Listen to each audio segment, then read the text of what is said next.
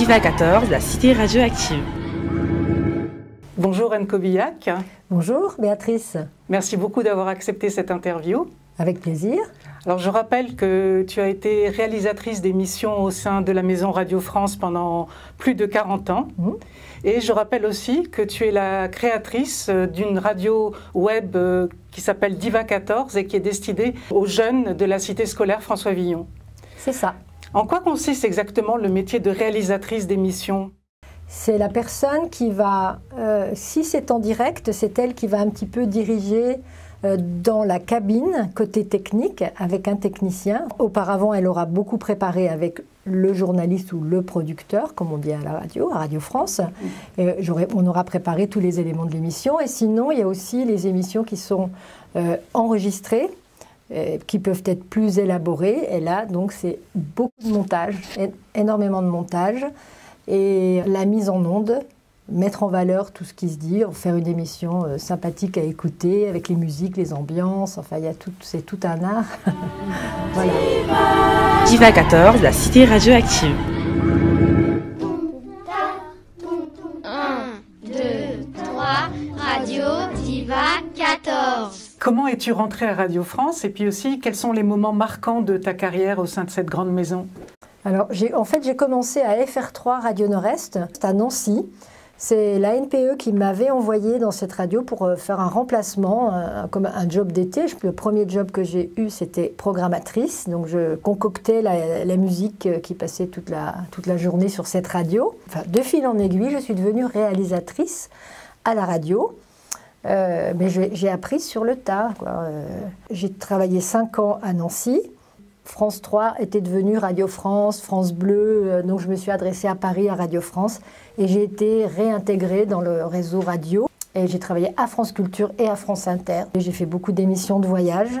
Les 2000 ans d'histoire de Patrice Gélinet sur France Inter, qui est une émission qui était assez connue à l'époque, dans les années 2000 ans d'histoire.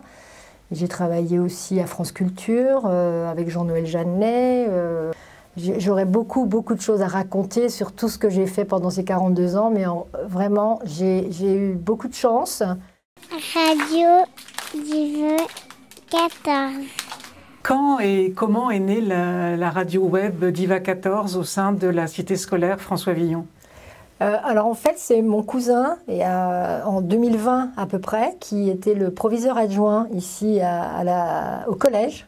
Et il avait décidé, avec l'inspectrice d'académie du 14e, de créer une web radio pour que les élèves puissent s'exprimer, puissent avoir accès à l'oral, pour pouvoir mieux s'exprimer. Tout à coup, il s'est dit, mais ma cousine vient de prendre sa retraite, elle est dans le 14e aussi, et il m'a demandé de venir aider à commencer cette web radio. Et je devais être plutôt conseillère, mais finalement, je me suis investie de plus en plus. Et voilà comment est née la web radio, Radio Diva 14. Di pour Dido et Va pour Vanves. La cité scolaire François Villon, elle est dans un réseau d'éducation prioritaire avec 5 écoles, primaires et maternelles. Et nous travaillons également avec toutes ces écoles, de la maternelle, primaire, au collège et au lycée, et aussi le pôle innovant lycéen, qui sont des structures pour les raccrocheurs. Donc on travaille aussi beaucoup avec eux. Et la cité scolaire est en fait une cité éducative, parce qu'il y a aussi toutes les associations qui travaillent autour. Voilà, la cité scolaire est devenue cité éducative, donc ça englobe aussi dans le quartier des associations, les théâtres, voilà, donc on est susceptible de travailler avec aussi toutes ces structures. Il y a différentes façons de venir faire des podcasts ici, mais ce sont des professeurs donc avec les élèves qui travaillent en classe et qui écrivent des textes. Les élèves viennent enregistrer ici de façon assez professionnelle, parce que le studio il était installé par un collègue de Radio France qui est venu donc tout installer. Le matériel avait été acheté par l'Éducation nationale. Voilà, avec les réseaux d'éducation prioritaire ont un peu de moyens, donc voilà comment ça s'est fait. Philosopher à Villon. Sur Radio Diva 14. On va poser une question et nous on va y répondre, on va faire une sorte de débat. Le sujet c'est « Nous sommes faits pour vivre ensemble ». En forme de question. Sommes-nous faits pour vivre ensemble? Quelles sont les raisons de ton engagement personnel dans cette web radio? On m'a demandé de venir donner un coup de main et je suis restée parce que je me suis sentie impliquée. Bon, j'aime beaucoup les enfants et les jeunes en général, hein, jusqu'au lycée. Je suis là pour valoriser leur travail, en fait. Mais finalement, moi, ils m'ont tout de suite apporté beaucoup. J'ai souvent été dans des situations où j'étais très émue parce qu'il y a des enfants qui viennent ici, et surtout les collégiens, qui sont intimidés. Ils sont toujours polis. Ils savent qu'ils viennent dans un endroit spécial. Je ne suis pas leur professeur non plus. Ils veulent faire bien et il y en a qui ont donc des difficultés. On voit bien qu'ils n'ont pas... À la maison, c'est pas facile ou on leur donne pas... Peut-être qu'on ne parle pas français. Mais donc j'ai été très très vite émue. Eux m'apportent beaucoup. Ils valorisent aussi mon travail. Enfin, je ne sais pas comment dire. Non, mais ils m'apportent vraiment beaucoup aussi. Et je suis très heureuse de faire ce travail pour eux. Avec des services civiques. 2 services civiques qui travaillent avec nous chaque année. Donc, ils ont une mission de 9 mois. On leur demande de s'y connaître en son, d'être un peu technicien son. Et eux vont être plus donc du côté de la console, hein, de la régie technique. Je leur transmets aussi des savoir-faire, un savoir-faire de radio, faire des podcasts, la réalisation, voilà. Donc, il y a beaucoup de jeunes heureux. Oui, et une moins jeune aussi.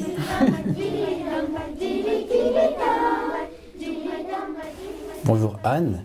Bonjour Yacine. Je me permets d'intervenir pour une question. Je suis résident du 14e, anciennement élève ici au Collège François Villon.